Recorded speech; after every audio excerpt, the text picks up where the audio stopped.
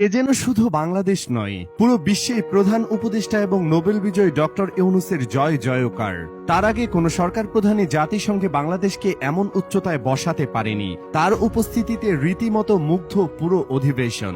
Doctor ইউনূসের বক্তব্যের প্রতিটি লাইনেই বাংলাদেশকে সচল করার ইচ্ছা আর অনুরোধ, প্রতিটি প্রস্তাবে সোনার বাংলাদেশ গড়ার তীব্র আকাঙ্ক্ষা।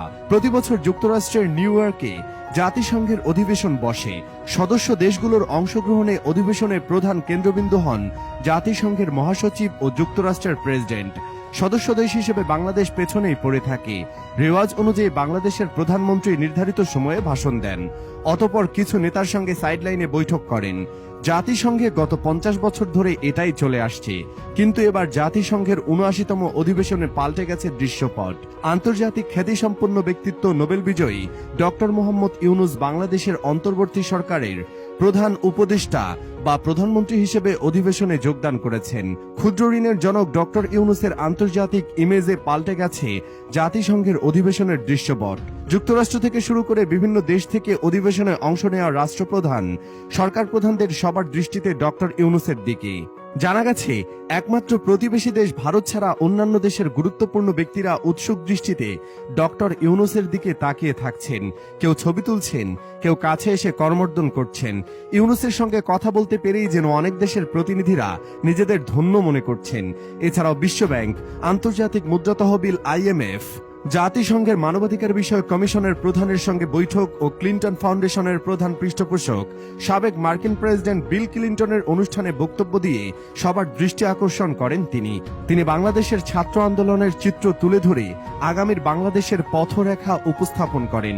একই সাথে জাতিসংঘের অধিবেশনের সময় মার্কিন প্রেসিডেন্টের সঙ্গে ডক্টর ইউনূসের বিশেষ বৈঠকে আন্তর্জাতিক পরিমণ্ডলে বাংলাদেশকে অনন্য উচ্চতায় নিয়ে গেছে।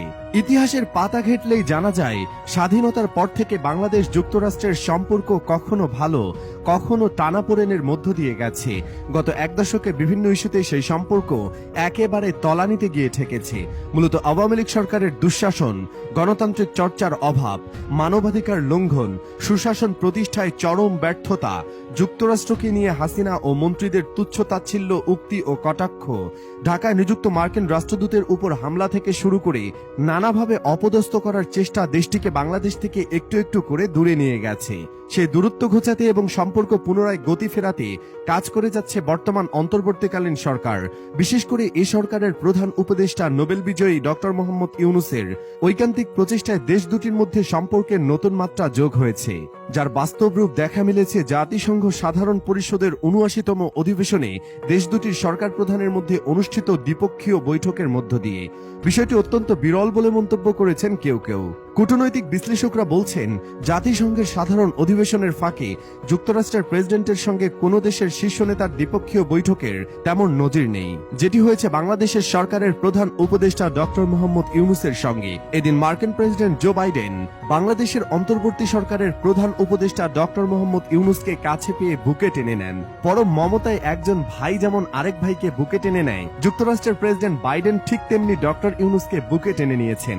হাতে হাত রেখে বলেছেন, বাংলাদেশ সংস্কারের যে লক্ষ্য নোবেল বিজয়ী অর্থনীতিবিদ ঠিক করেছেন, তাকে বাস্তবে রূপ দিতে সব ধরনের সহযোগিতা করবে হোয়াইট হাউস। বিশ্বের অন্যান্য উন্নত দেশের সরকার প্রধানরাও ব্যস্ত ছিলেন বাংলাদেশের প্রধান উপদেষ্টার সাথে হাত মেলাতে অথবা কুশলাদি বিনিময় করতে।